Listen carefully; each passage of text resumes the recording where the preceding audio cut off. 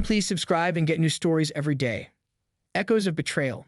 I never imagined that a casual stroll in Central Park could unravel my entire world.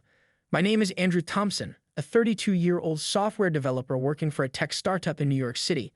My wife, Emma, is the love of my life. She's 29 with wavy chestnut hair that cascades over her shoulders, emerald green eyes that sparkle when she laughs, and a smile that could light up Times Square. We've been married for 3 years and have a beautiful 1-year-old daughter named Lily who inherited her mother's enchanting eyes. Our life together was, by all appearances, idyllic.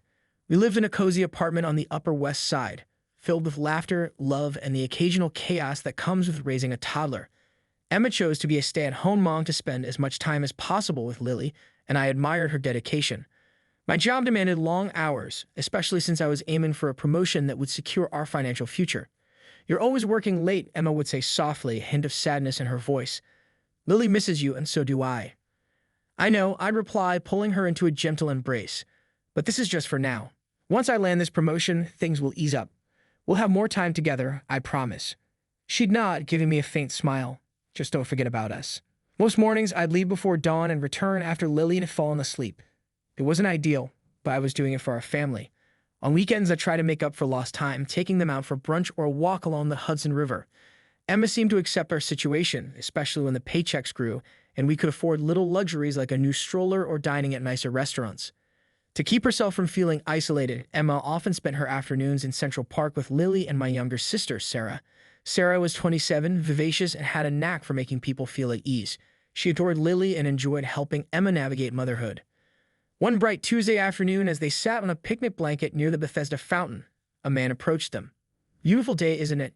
he said, flashing a charming smile. He was tall, with tousled sandy hair, chiseled jawline, and eyes the color of the ocean after a storm. "It is," Emma replied politely, adjusting Lily's sun hat. "Is this your daughter?" he asked, crouching down to Lily's level. "Yes, this is Lily," Emma said, a hint of pride in her voice. "She's adorable," he remarked, then extended his hand. "I'm Daniel, by the way." "Emma," she said, shaking his hand. "And this is Sarah, my sister-in-law." Sarah smiled warmly. "Nice to meet you, Daniel." They struck up a conversation, discovering shared interests in art and literature.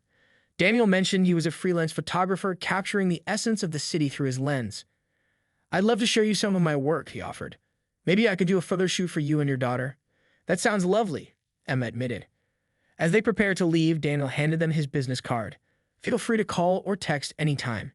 Sarah glanced at Emma, who seemed genuinely intrigued. That evening, Emma was unusually cheerful. "You seem happy," I observed, kissing her cheek as I entered the kitchen. "I had a great day," she replied, stirring a pot of her famous spaghetti sauce. Lily was in a good mood, and we met an interesting photographer in the park.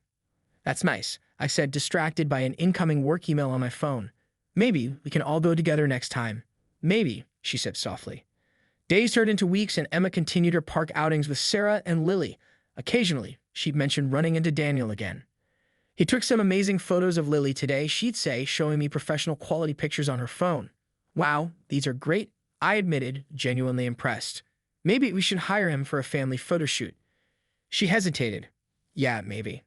One Saturday, as I was catching up on work emails, Sarah called me. "Hey, Andrew, can we meet up? There's something important I need to discuss." "Sure," I replied, sensing urgency in her tone. "Is everything okay?"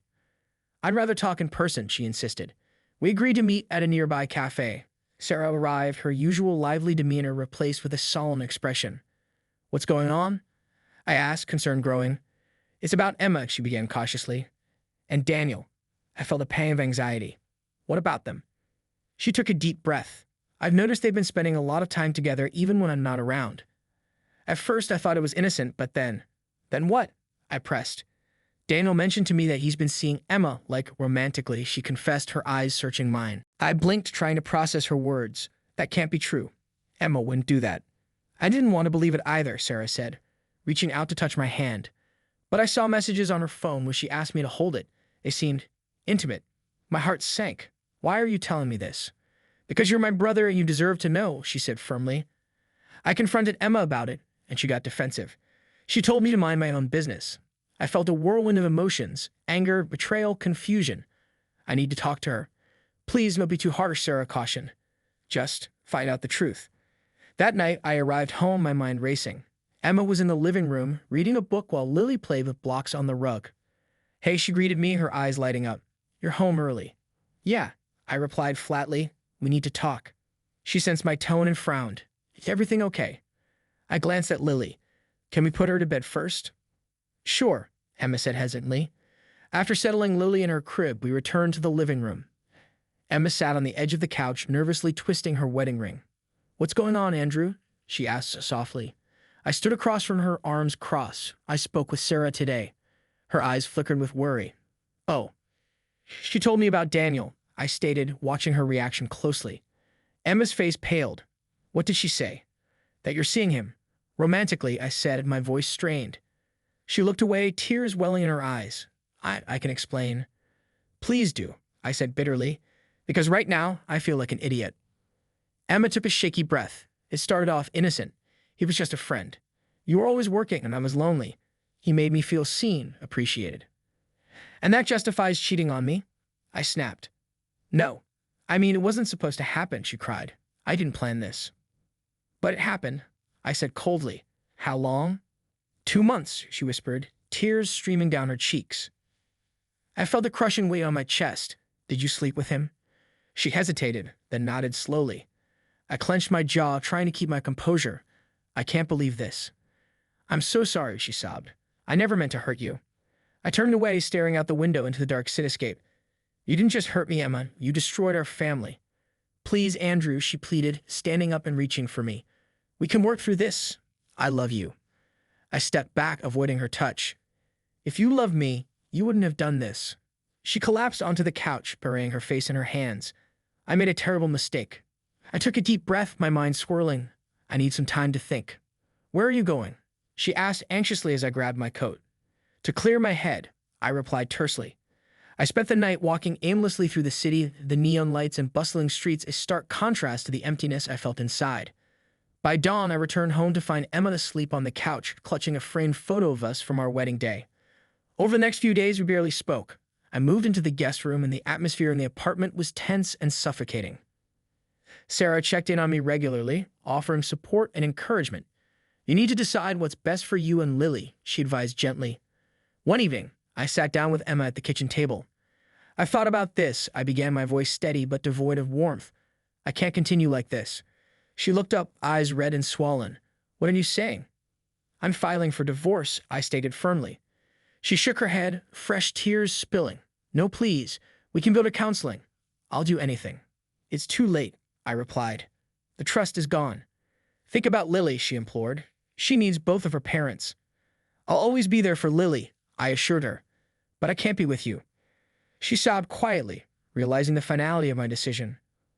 The following months were a blur of legal proceedings, painful conversations, and awkward exchanges as we navigated co-parenting. I moved into a modest apartment nearby to stay close to Lily. We arranged a schedule that allowed me to spend ample time with her, and despite everything, I cherish those moments. One afternoon, while picking up Lily from Emma's place, she stopped me at the door. "Can we talk?" she asked timidly. I hesitated but nodded. "All right." We sat in the living room, the silence heavy between us. "I've been seeing a therapist," she began. "I'm working on myself, trying to understand why I did what I did." I remained silent, unsure where this was going. "I miss you," she confessed. "Every day feels empty without you." I looked at her, the woman I had once shared dreams and laughter with, now a stranger burdened by regret. "Emma, I appreciate that you're seeking help," I said carefully, "but I can't go back. Too much has happened." She nodded slowly. "I understand. I just wanted you to know." I stood up. I should go. Lily's waiting. As I left, a part of me felt a twinge of sadness, but I knew I was making the right choice. Time passed, and gradually the wounds began to heal. I focused on my work, eventually earning the promotion I'd been striving for. Sarah remained a constant support, and together we ensured that Lily felt loved and secure. One weekend, while at a children's museum with Lily, I met a woman named Natalie. She was there with her nephew, guiding him through an interactive exhibit. "Looks like they're having fun," she commented, nodding toward Lily, who was giggling as she manipulated a giant bubble wand. "Yeah," I smiled. "She's my little scientist." Natalie had warm brown eyes, a quick wit, and an easy laugh. We struck up a conversation, sharing stories about the joys and challenges of parenting. Over the next few weeks, we continued to meet, sometimes by chance, other times intentionally. She knew about my past and was patient, never pushing for more than I was ready to give. One evening, as we walked along the High Line, she turned to me. Andrew, I enjoy spending time with you. I do too, I admitted. She smiled softly. I just wanted you to know that. I looked at her, realizing that perhaps it was time to open my heart again. Epilogue. 2 years later, life had taken on a new rhythm.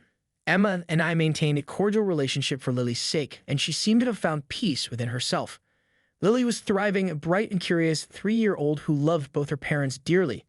Natalie and I continued to grow closer, our relationship built on honesty and mutual respect. She brought joy back into my life in ways I hadn't expected. One sunny afternoon, as we all gathered to celebrate Lily's birthday in Central Park, the same place where my world had once fallen apart, I felt a sense of closure. Emma was there, chatting amicably with Sarah, while Natalie helped organize the games. Happy birthday, sweetheart, I whispered to Lily as she blew out the candles on her cake. Make a wish, Daddy, she giggled.